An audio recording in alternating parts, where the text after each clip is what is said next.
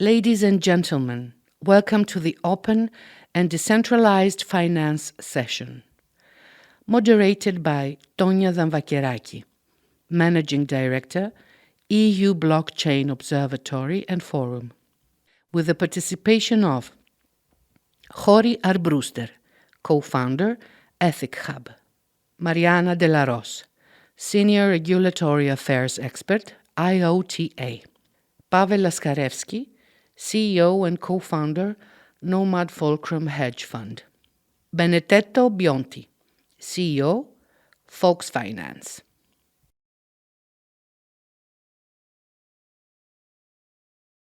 Morning, and thank you all for joining us in this session. I'm very happy to have on board all these great panelists, all these great people that can help look into and deep dive into open and decentralized finance. I would like to give the floor to each of them to introduce themselves and say a few words about their organization and the work that they are doing, starting with Jori. So I am Jori Armbruster, co-founder of EthicHub, which is one of the very first DeFi, ReFi protocols ever. We are operational since June 2018, working with smallholder farmers in developing economies. And why smallholder farmers? Because they are the majority of the excluded from the traditional financial system. So if we have this new technology, super cool technology, we think it should be used to solve the major issues with the traditional financial system. And the biggest one is what I said before, that it left excluded a quarter of the world population, and most of them are those farmers. So we are, what we do is we connect you.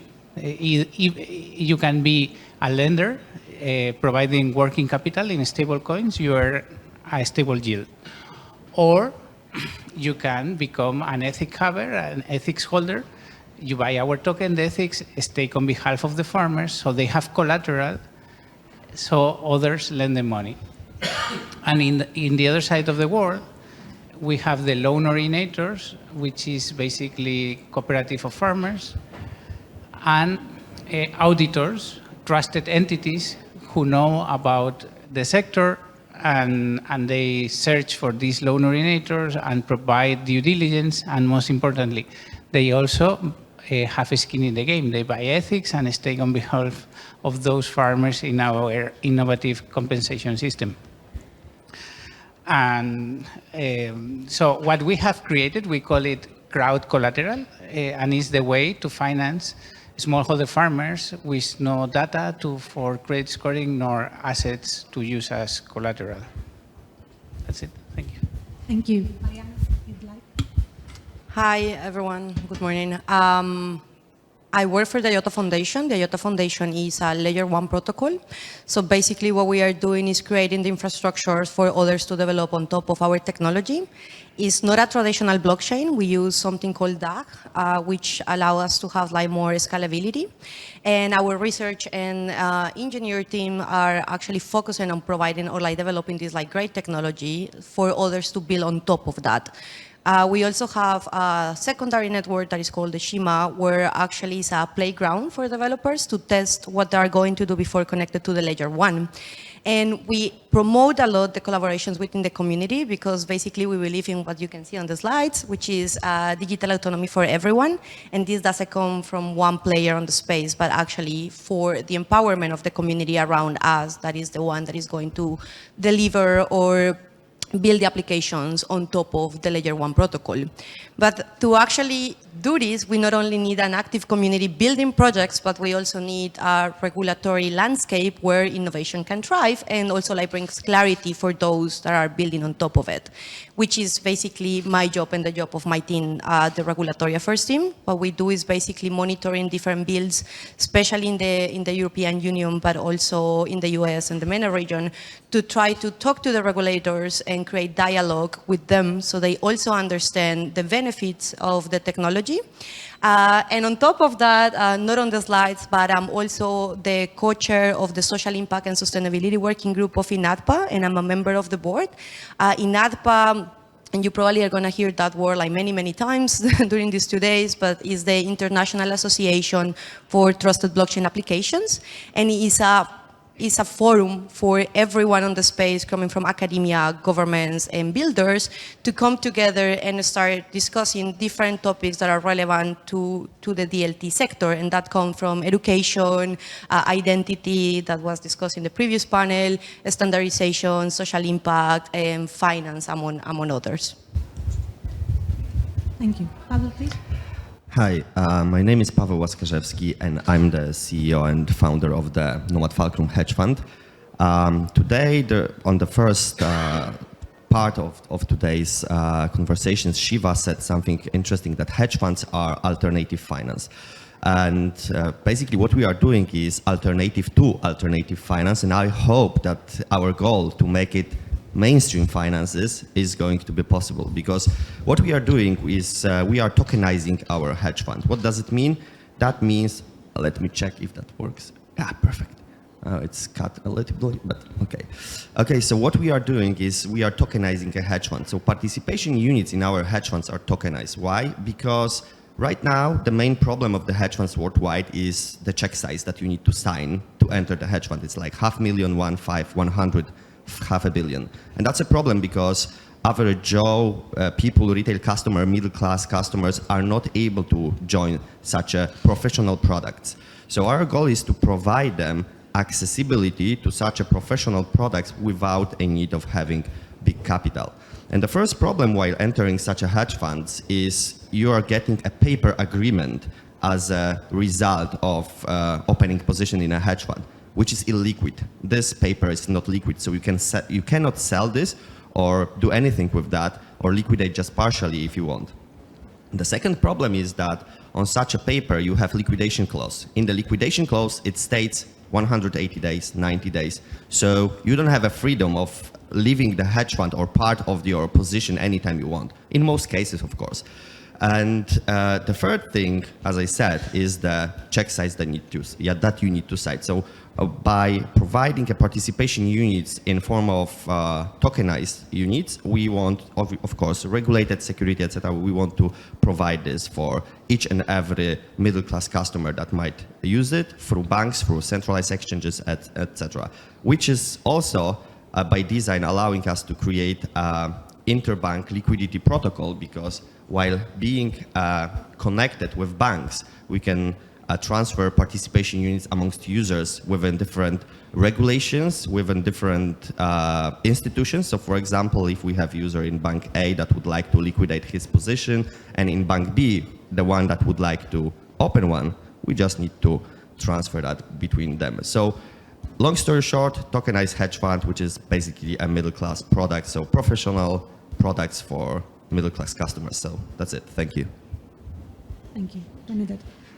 Thank you very much for having me here. My name is Benedetto Biondi, and I am the CEO of Folks Finance. Folks Finance is the leading DeFi app on Algorand. What we do is we started as a lending protocol launched on mainnet 1 year ago, April 2022. And since that time, we kept building and growing our application. And right now, our target is to build a set of DeFi tools in one-stop shop that basically users can leverage instead than using a centralized exchange. So therefore, we are removing all the risks related to such type of platform, and we have seen such as FTX crash in the last year. So our main business is the lending. Just a very quick example on how over-collateralized lending protocol works on decentralized finance. You may have a Bitcoin that you are holding as investment.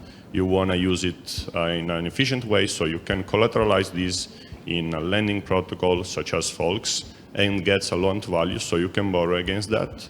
So obviously you borrow a less amount, that's why it's over-collateralized, and you can do the trading you want or use it at your best fit. That's the most use case that we see right now in crypto. But for us, is building infrastructure that now it is used for crypto assets, but in future will be used as digital assets. So as tokenization is happening right now, and we have examples here, then we will be able to use such infrastructure in even more regulated environment to have tools that are powered by decentralized smart contracts, but still providing a very efficient way of having financial operation that is very inclusive. So right now our app holds $70 million of total value locked, which represents the asset locked into the smart contract. And we have about 5,000 users monthly. What we offer is, as I said, lending, swaps, so it's exchange of cryptocurrencies. We offer a spatial related feature to Algorand governance, which is like a liquid staking for Algorand governance. And as well, we are integrating now asset management for your crypto portfolio and short and longs in one-stop shop. Thank you. Thank you very much. So to start the discussion, I'd like to ask you if you could possibly identify the main challenges and limitations that traditional finance has that DeFi and open finance are here to address. So, I don't know, whoever would like to take the floor, maybe Jori. Actually, funny fact, we ran a survey with industry players a couple of months ago, and we collected 141 answers, and that was one of the questions. And what was interesting to see is that like most of the people actually see in DeFi an answer to corruption in centralization. And you just mentioned FTX, and that's the perfect example. That's not a crash due to the technology, but due to humans doing bad things with the trust that was put on them. So that's one of the first things that DeFi actually addressed. It removed decentralization into one authority, which also prevents, for example, if you have security issues with one entity, not everything is compromised because there's not centralization, right? And the second thing is actually in terms of transparency. Like when you go to any traditional finance provider, you actually don't know what is going on with your investment. You just know that you can claim it or you can grow the investment, but you actually don't know what is going on behind. And if you have DeFi, especially with public blockchains, you have all the information there, so it's completely transparent what is going on. I'm just gonna pass it because otherwise I will cover Just to add something is it decreases at least theoretically the barriers of entry. So now you don't need central entities to take care of your onboarding process to the financial system. You can just download an app and that's it, and you have a wallet and you can interact with people worldwide permissionlessly.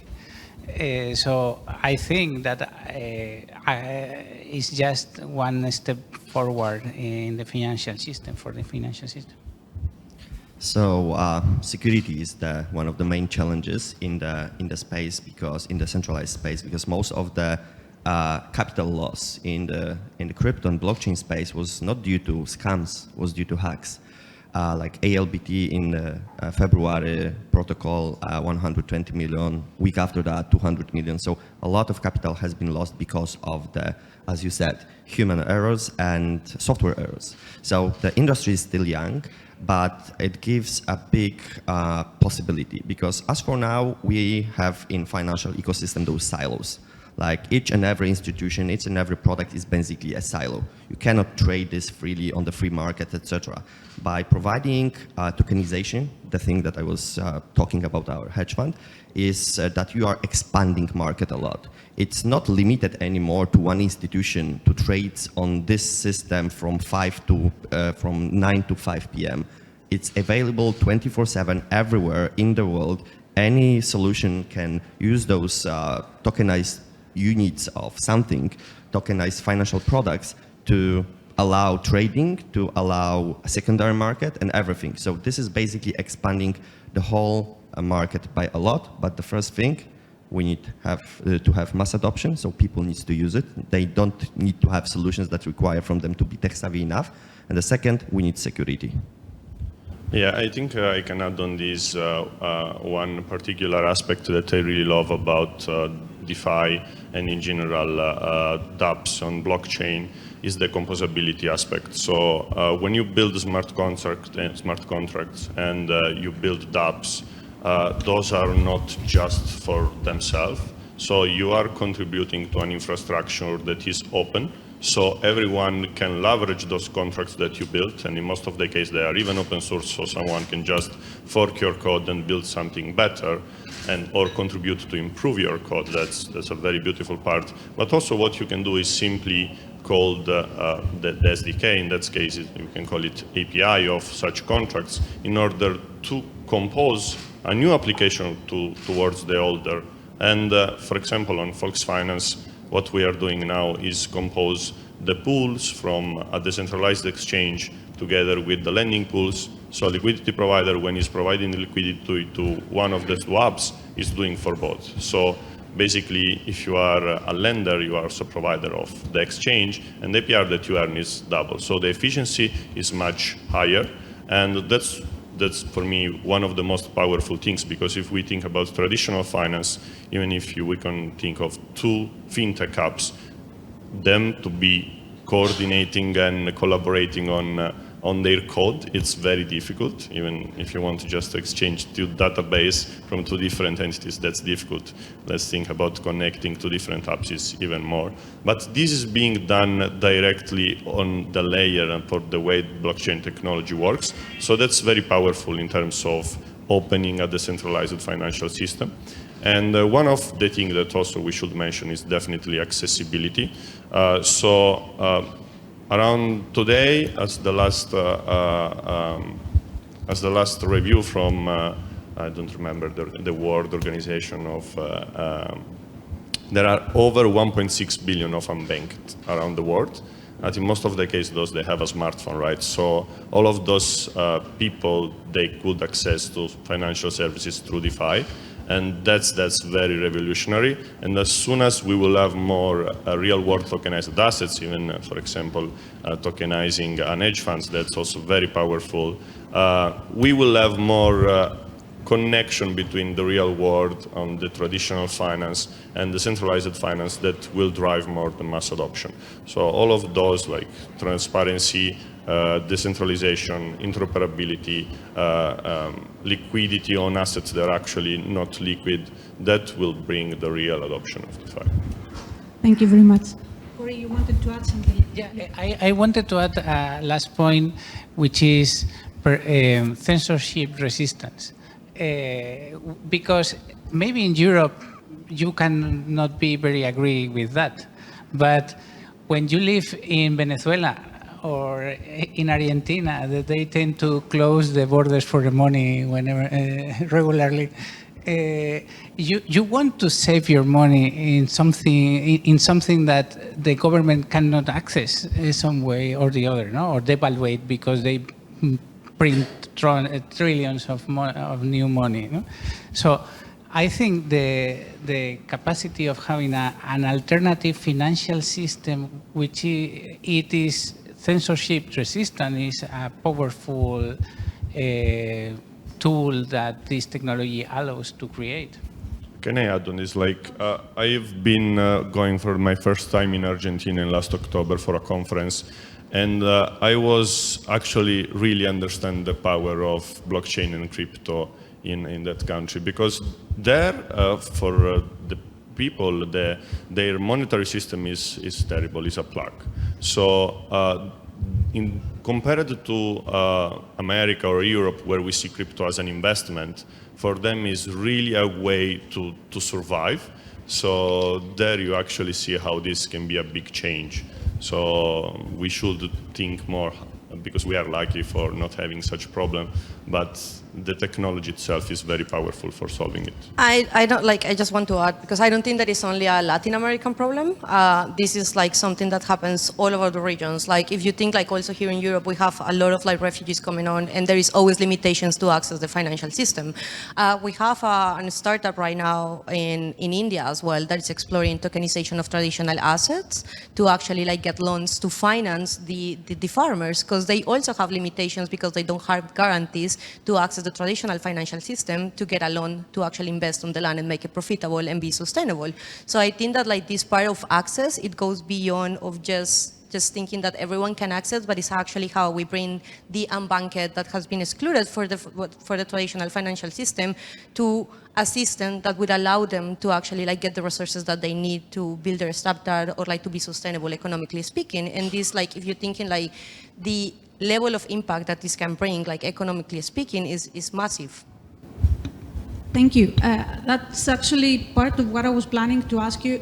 If you could give me like a real life example of a use case where you have seen that these limitations of the traditional finance system has been addressed by an open or a DeFi, application. I guess that you can start because that's you. Yeah. I think what we are doing in EthicHub is some innovation that could not be done without blockchain. You can do the lending, traditional lending, with a smart contract, more transparent, more efficient, etc. For sure. And this is something we are doing too. But what you couldn't do before is create a compensation system built on trust, built on a token that captures value because farmers tend to pay. And if they don't pay, the token value accrues less value because it is sold to cover for the defaults. And embed a incentive system, theory of games in the financial system is a super powerful thing that you could not do without blockchain technology, besides what we have said before, that is tens of arguments for a better financial system. I think I can add also on top of this. With Volksfinance, we are trying to partner with a protocol which is called AgroToken. So AgroToken, what does on Algorand is tokenize crops of soy, wheat, and corn in Argentina and Brazil. And basically, they will be able then to access to decentralized loans by using those crops. That's their investment, right? That's their products. That usually, if they would go on a bank and they would collateralize this, that it's a very long process, and gods know if they are going to get really a loan. But as soon as those assets will get to the permissionless market, and they will be able to be instantly liquidated in case of an under collateralization, that's huge, because a farmer can just tokenize their crops and then go on a protocol like Folks and gets a loan very quickly. And that's very helpful, and it can push towards new economies also, that for example, for farmers would be difficult to get to invest on future production, because I mean, my father works in the same industry in Italy, and I know how difficult it is. Those people survives on the year based, and they never know what's going to be the next year. But in those cases, by having tokenization and making liquid assets that are not, that's very powerful for opening secondary markets too. So one of the the most simple things that has been solved through the blockchain and crypto market is store of value. What does it mean? Let's check the Turkish lira. For the last 5-6 years, Turkish lira was losing like 80% of its value. So people were losing all the money they made through the whole life. Bolivar, Venezuelan, like it's whole another story. It's like minus 99.999. So the people in those countries, they are thinking where to put their money, where to put their wealth that they were working for their whole life. So they can buy property, the real estate, but it's illiquid. So they can try to put this into some other financial products. But still, if you have a problem with the currency in the country, probably the whole financial ecosystem is going to collapse.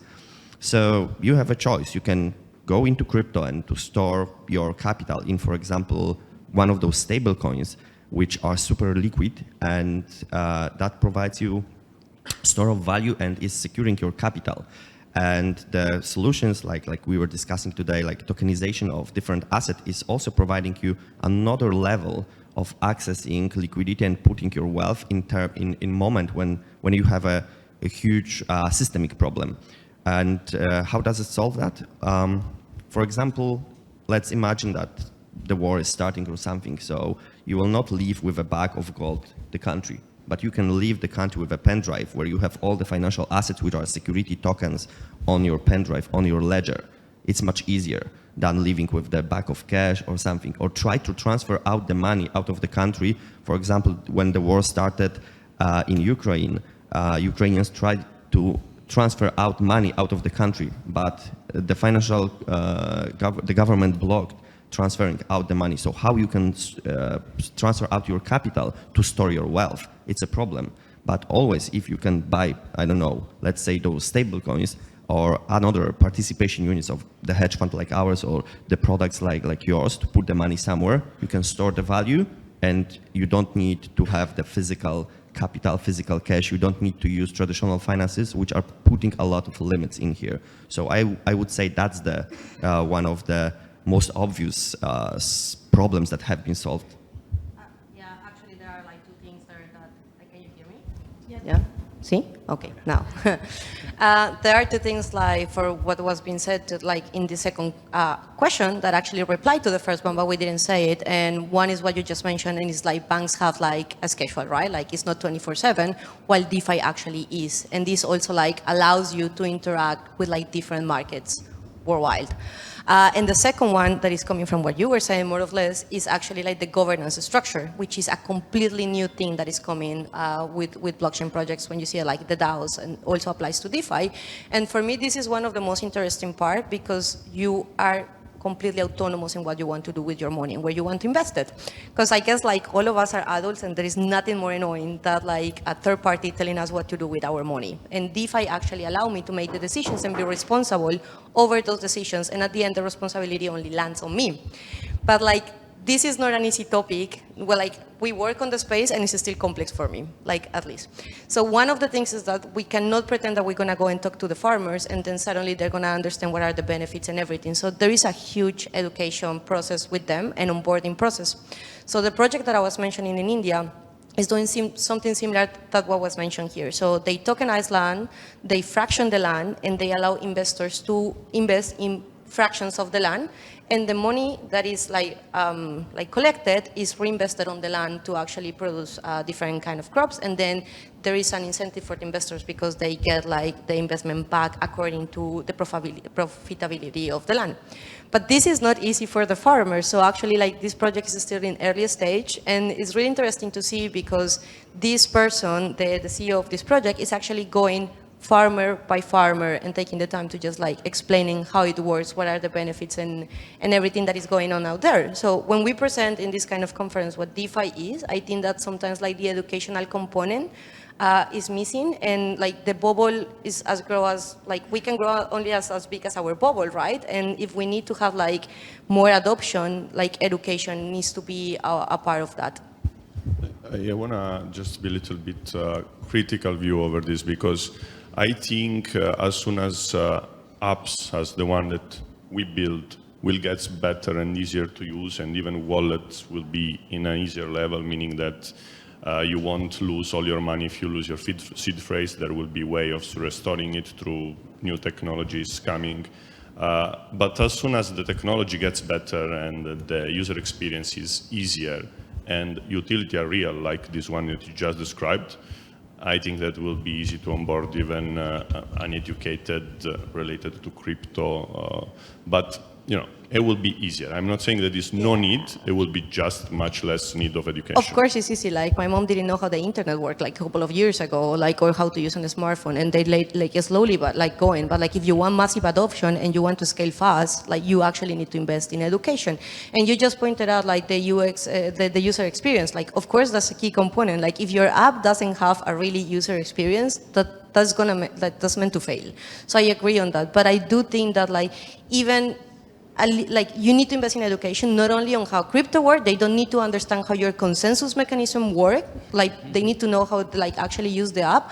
But also if you're talking to farmers, like some education in how to manage money and investment needs to be done as well. So I think that we cannot simply isolate ourselves and say like, I create a good app, just use it. But we actually need to interact. Like we collaborate a lot with the EU BOF and the Nicosia University on like different kind of like education, the Chase project as well, for example. If I can add something, in our experience, no, at the beginning we tried to work directly with the farmers, and the problem is user experience is not yet ready. It's just too complicated to interact with smart contracts and pay for gas fees and all that kind of things.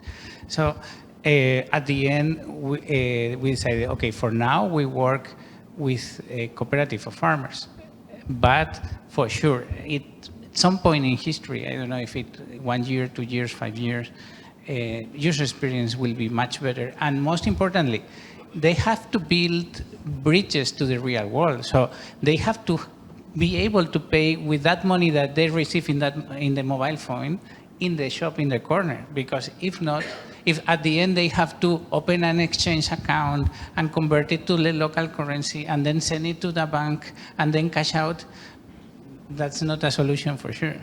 So as we speak about the mass adoption, the very obvious comparison is that the market where we are at right now is super similar to the dot-com bubble during the 2000.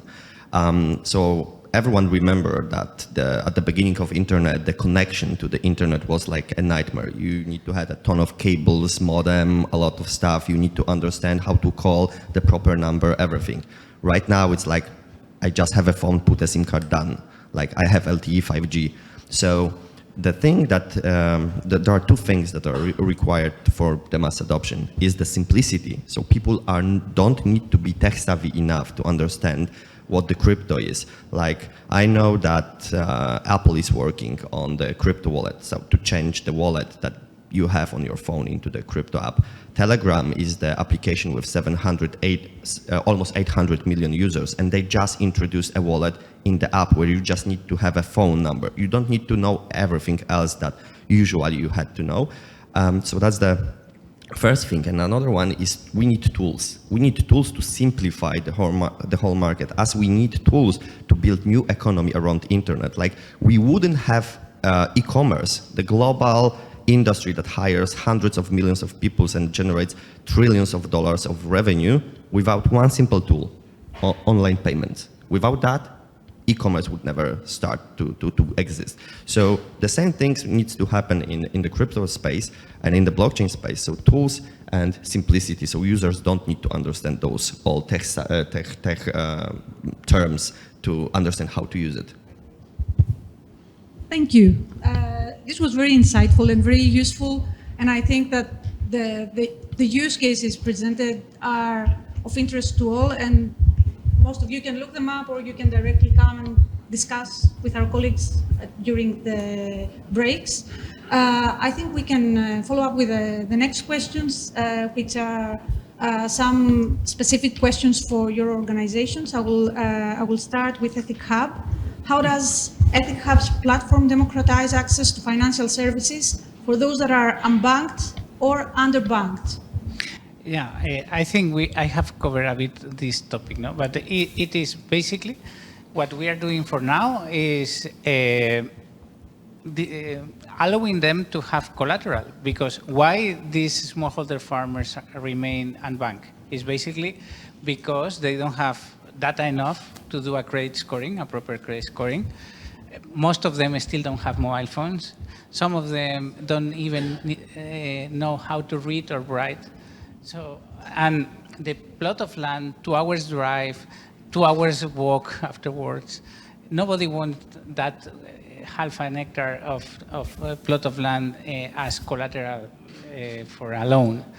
So that's why our approach has been to, okay, if we cannot tokenize your plot of land because it's valueless, and we cannot do a proper credit scoring for you because what data we have, basically we have to trust on circles of confidence and theory of games and create a decentralized, trustless collateral made with our own token in our own compensation system and on board with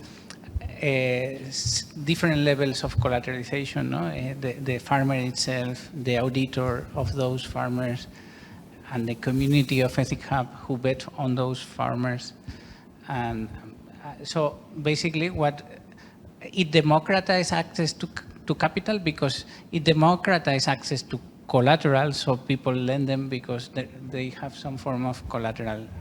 And in the future, because when all this vision we have been sharing it is accomplished, and it is very easy to open a wallet, you will be able to interact directly with the farmer, and this eliminates most of the intermediaries of the financial system, because for now, in order to buy on Amazon, at the end you are using Visa, you are using your bank, the bank of Visa, and many other intermediaries that you don't even know that they exist. But with this technology, you can lend directly to the farmer. If the farmer has a wallet, you have a wallet, and smart contract in between. You don't need any other kind of intermediaries. And what are the main obstacles in terms of expanding your user base? I understand that, having people that are not familiar with the technology is elementary, but what are other obstacles that you think could be considered? For sure, the one, in order to accomplish this long-term vision, is the technology itself, the user experience and everything. And in the short term, is more about, in one side, TradFi don't believe in crypto, so it's hard to raise funds for the farmers in the TradFi ecosystem. And in the other side, you have the crypto market who only want super scalable crypto things that only lives in the digital world. So it can be infinitely scalable in 1 month. But when you want to use this technology to connect it to the real world and create value for the real world and solve the problem of the real world, that is the only way to really continue scaling, because, okay, you can grow and grow and grow this casino in the cloud, but if it doesn't capture value from the real world because it is solving problems of the real world, it cannot continue growing at the infinitum. So we have to accept in the crypto world that we have to invest in building bridges to the real world. And invest in that kind of things. Right? Can I say something? Of course.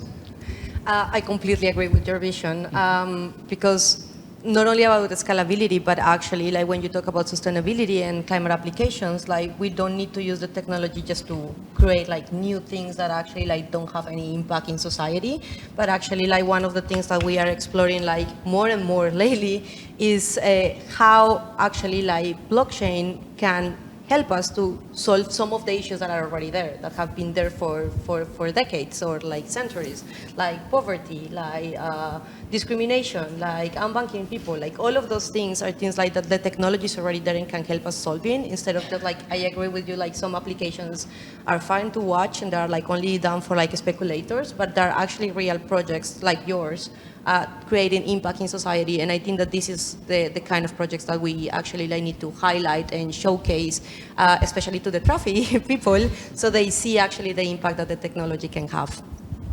Thank you. And this leads me to a question to you.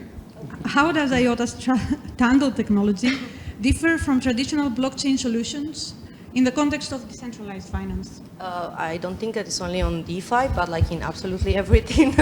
We have a really particular technology. I'm not a technical person. If you want like the details, I'm happy to put you in contact with one of our engineers. But like basically, we don't use blockchain. We have something called DAG, which actually, just imagine you don't have a block, but individual transactions that approve themselves. Like one transaction is approved by two that were in the network. And what this allowed is that you have like more scalability because you can approve transaction faster. So when you have like, or like you are thinking in like use cases where you are going to have a lot of data transmissions, for example, like you cannot wait for like until the block is approved to actually like get the validation and move forward. Like, but this actually allows you to go faster. And we don't have miners because we don't have blocks. So this also reduces the energy consumption. So we actually ran a study on like the energy consumption of different protocols, including the Ethereum merge. And actually, like, our numbers are like stunning when you compare it to others. So I think like these two things actually facilitate not only the DeFi use cases, but actually like any kind of use cases that you want to build. I'm not saying that we are the best one. Of course, it's my brand, so I will always like advocate for it. But I think that different protocols work better for different use cases, and then you need to think in what exactly do you want to use. IOTA was at the beginning super focused on the machine-to-machine economy. And this is microtransactions, and you need them to go faster and cheap. And that's the other thing. We don't have gas fees because we don't have miners. So actually, for like certain projects that are doing like sustainability or are involving like communities that are in vulnerable situations, well, this is the perfect technology because it's cheap. So you can actually onboard them without like actually need to go to an intermediary to just like get funds to produce the gas and actually implement the project. If I speak too fast, just cut me, please. That's great. Thank you, Mariana. A question for Pawel.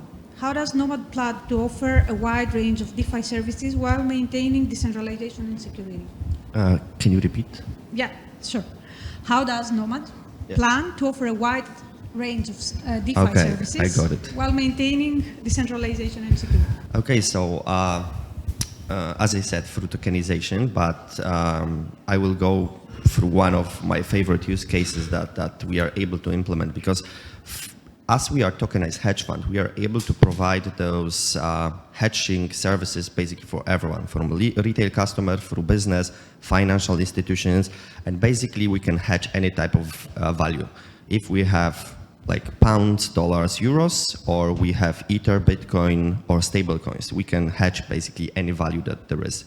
And interesting use case for that is, imagine you are a project in the crypto space and you raise, I don't know, $5 million for 5 years of development, for 5 years of runway.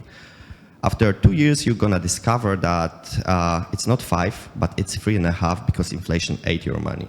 And you can think about leaving crypto and hedge your money in traditional finances, but the problem is that there is taxation. So when you're gonna leave crypto, you will liquidate your cryptocurrencies to traditional currencies like dollars or pounds. There is tax event. So with us, when you're gonna hedge capital in our hedge fund and you're gonna get those tokenized participation units of the hedge fund in return, it's crypto transaction. So in some jurisdictions is untaxed. So projects that raised money in form of crypto tokens are able to hedge that in traditional market without leaving crypto, without tax event, while maintaining still security of traditional financial institutions. Because behind us is regulator, behind us is central bank, and behind us is bank guarantee fund. So through combination of this DeFi and traditional finances, and within a regulated, heavily regulated environment by being compatible with MiCA, DORA, probably very soon with regulations in states, we are able to provide this basically for everyone without penalizing anyone that you are not tech savvy enough, you're not gonna use our product, or you are not from the traditional financing world, you're not gonna use our product because you are a crypto project. So, so yeah, that's the answer. Thank you very much. And question for you, Benedetto. How does Folks Finance empower its community to be part of the active decision-making life of the project? Yeah, so for decentralized financial protocol, community is very important. It is kind of a rule for a project like us when building tokenomics, which is the distribution of the governance token of the app to be addressed in the largest part of the community. It is because we want that the community is actually the main shareholder of the company itself. So for those who are not familiar with what is a governance token, basically it's a way of rewarding, incentivizing the usage of the app. So if you are a lender or if you are a borrower, you are incentivized to do so by receiving governance token. Then governance token has a value on the market, so obviously you can speculate on it, whatever. But the main use case of the governance token itself is to be able to participate to the decision-making life of the app itself. So here it's a big difference with traditional finance, because unless maybe I'm a huge lender in a bank, then I have some advantages, but in my knowledge, you never get to have power in the decision-making life of the bank itself. Well, with the decentralized finance, this is normal. It's ordinary. Every app does this. If it doesn't, the community is not going to choose it. So for us, community is really everything. And even though, for example, we haven't deployed yet our governance token, neither the DAO, which is the tool through which it's decentralized autonomous organization. It's a tool which, by using the governance token, basically the community is able to propose upgrades, propose, for example, listing of a new crypto. They can vote then on proposals and decides actually what's the future of the protocol itself. So I love this part of DeFi. And even if we are not arrived to this point, because it requires development, it's a complex part, we still are very keen towards our community. So for example, we have a forum which we propose new upgrades. We get to hear the community feedback. We have still a decentralized voting system through one of our currency on our app. So we are still very keen to the community. And I would say that this is really crucial in DeFi projects, because if you don't get to listen to the community is going to choose someone else. Because we are founders, we are builders of apps that are built for the community, not for ourselves. Obviously, there is an economic return for us, but it is very important that DeFi builders build for community and they give utilities to them. So that's a very big change in philosophy, I would say, of building financial application. Thank you. We have a couple of questions coming from those watching us virtually. So I will just ask you this, and if we have time, we will move on with a couple of more questions that I have, and then address the audience. So one of our users, one of our attendees is asking, what will Open Finance be able to solve that today is a hassle for end users? What will Open Finance be able to solve that today is a hassle for end users? I kind of think that we already answered through the conversation, and Benedetto just addressed the major point, I think, that is with the governance structure and the participation of communities. Okay. One that was also part of the questions that I had. What are the main regulatory challenges in the EU which are most relevant to your business activities? Ooh, that's my topic. Yeah, where to start? So we have MiCAR now, which I think is a victory for us because it brings regulatory clarity to the European Union, and we have seen, we are seeing what happens when you don't have regulatory clarity with the US. So I think that this is going to open a lot of doors for the blockchain space. MiCAR doesn't cover DeFi, and I think that that's a good thing because right now DeFi is, let's say, is in early stage. We are building, we are trying, we are seeing what is out there, and there is not a major risk that, I think, it requires an intervention that is going to actually limitate the innovators to propose more applications. So I think that one of the things that we are doing right now is trying to advocate for giving us time to figure out where this is going and if there is actually a need for regulation, or it can be a self-regulatory framework where as organizations we kind of start to set in the games of the rules of the game. Challenges I see right now coming directly are the AMLR, the anti-money laundering regulation and the directive, because they are referring directly to DeFi. There are still in the negotiations. We are being, not only IOTA and INADPA, but I know EUBOF and others are being really active and monitoring and trying to open discussions with the regulators, because one thing is that they put it on the law, but the other thing is how actually that is going to be enforced. And if that can be enforced to the industry, which is where I see a lot of challenges. There was some discussion before about identities. We also have AI that's coming in. There is a really interesting conflict between identities on-chain and GDPR, so that's also like something that the industry is exploring, how to do identification off-chain and maybe a tokenization of the certificate so it can connect on-chain and you can like use it for like different access points, so the user doesn't need to identify themselves every time they want to touch upon one of the DeFi or DLT applications, which is also really interesting because you have like the identity like on demand. That is a concept that we have been pushing, that like you don't need to identify yourself all the time, but when there is a request for an authority, that you are able to identify it. And the other thing is like the identity on the edge. That is, for example, when you touch an exchange, because that's actually like the open door for the traffic, and that is what like the identification needs to happen. So for me, those are the major ones.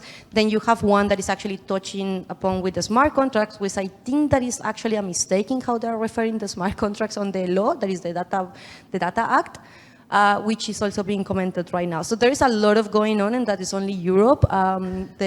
We have like the consultation with the French government, which actually says that DeFi is kind of a concentrated concept because most of the apps are being built on Ethereum. I'm not like making this up, you can check it out, which is a huge mistake because at the end like it's one tool and people is like a free market, like everyone should be able to decide where they want to build, and Ethereum was the first, so of course like more of the DeFi applications are connecting to that, but then we have IBM, Ethereum Virtual Machine and others connecting, and there are other protocols like Polygon, for example, that are already like leading DeFi, and the decentralized, like the concentration on Ethereum is going down. So we have a lot of like players try to regulate what like DeFi is right now, but I think that there is still a misunderstanding of what actually DeFi encompasses. And we are working on that, actually like trying to propose a DeFi definition, not only for the regulators, but we are discussing with industry players, academia, and regulators, of course, so we can align in what is out there before we start to propose regulation. From my side, the main challenge is that we have those regulations. We have MiCA, DORA, and probably very soon states regulations, but regulators do not follow yet. They do not understand what we are speaking about. So it's like takes time to speak with the regulator to explain them what your business is doing and what are the risk factors and different things, because as we had, and we can all agree that the education is a major challenge. Education not of the retail customers or customers, education of regulators. I wouldn't generalize though. Like I have like daily discussions with people in the EC that are like really well aware of like the technology, and they actually works as an open door to reach out to others. Like we organize 4 roundtables with regulators to talk about tokenization, self-hosted wallets, the impact of regulation on SMEs in the DLT space, and there was another one, NFTs. And we talked to people that is actually involved on the bills, and they do understand what is going on. The problem is like they're one person, so we need to start like try to, as I said, like we need to expand the bubble and try to make it more digestible. If I start to explain from like technical point of view how a consensus mechanism works for someone that is not technical, I'm gonna lose them. So what you need to actually show is like what is the value added, how blockchain can help us to solve some of the problems that we already have in society, and how this actually is going to generate impact. And I think that like the conversation completely changed. Yeah. Absolutely. Thank you very much. I don't know if there are any questions from the audience. Yes, please. Good. I wonder what steps.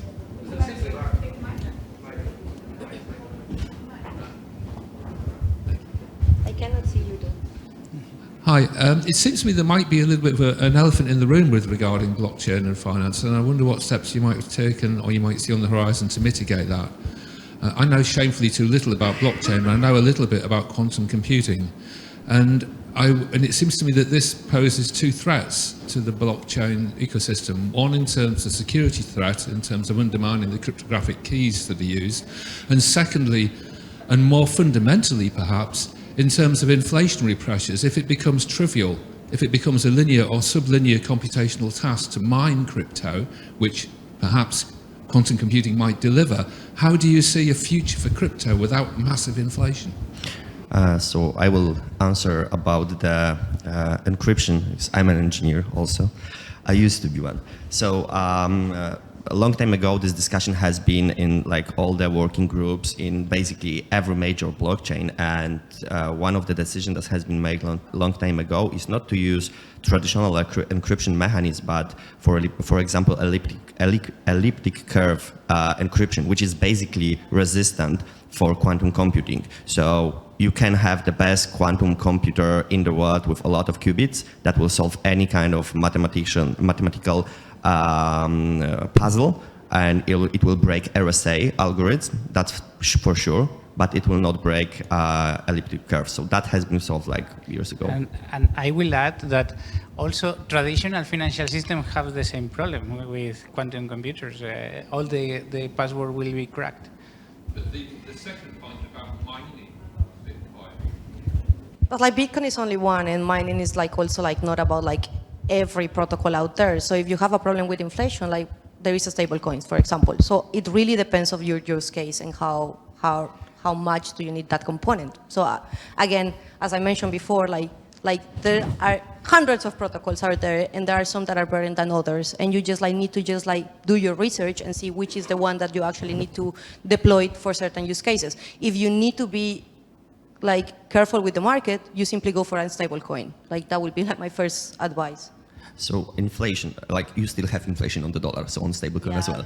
Yeah. So, but inflation about like Bitcoin doesn't have inflation. It's 21 million. That's it, done. So there is no inflation on Bitcoin. Like you are mining the Bitcoins that has been created like years ago, and that's it. After that, there will not be any additional Bitcoin.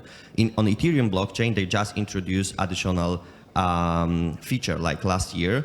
And Bitcoin become deflationary, basically. So it's not like still proof of work. So you don't need to put your computational power to mine and to confirm transactions on Ethereum. It's just required from you to stake a certain amount of Ethereum tokens to confirm those transactions, and that is giving you a very small reward for that. And that made, in some cases, Ethereum deflationary. And in the longer run, if the Ethereum is going to be used much more, it's going to be much more deflationary. And a lot of protocols are moving towards that direction. So I believe there is not going to be a problem of that. And also, if we are speaking about inflation problem, like our goal is basically like, of course, it's a small advertisement. Like in our hedge fund, like the goal was to create something that the BlackRock CEO and Vitalik said that inflation-resistant stablecoin. So it's basically a low-risk investment financial product that is generating additional value above the CPI and base inflation, and is securing you from the inflation itself. So yeah. Okay. I had one final question about how you see, how you perceive the future of DeFi and how you see your organization, engaging with it. If you can, just give me a brief statement, we can wrap it up. So I think this is here to come. So this is the future of finance, and all financial institutions will have to adopt this some way or another.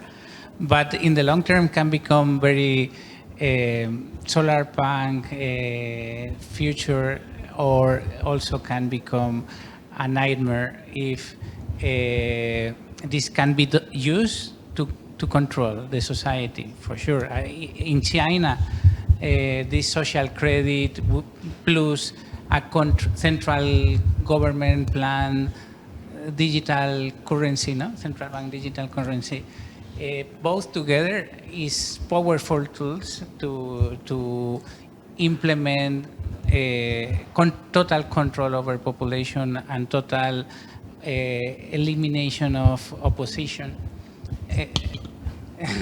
So that's the worst case scenario but I am very optimistic that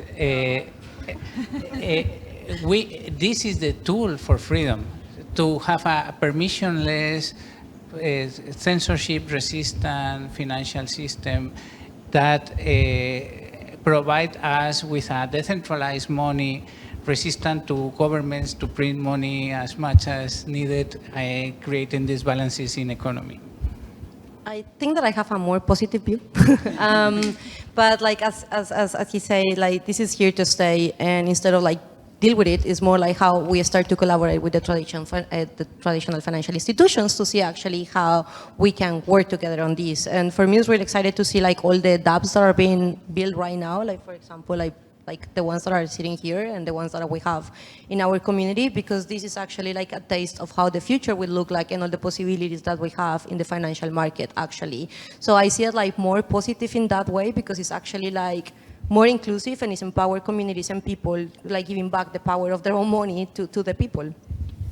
So I strongly believe that the future of DeFi is bright and big, because we've seen this in the past. And I will show you an example. Like there was a securitization. I believe a lot of you are familiar with the securitization concept, which killed the market in 2008 because of the one problem, valuation of underlying assets. So the thing that we are doing in Fulcrum is basically securitization of the hedge fund.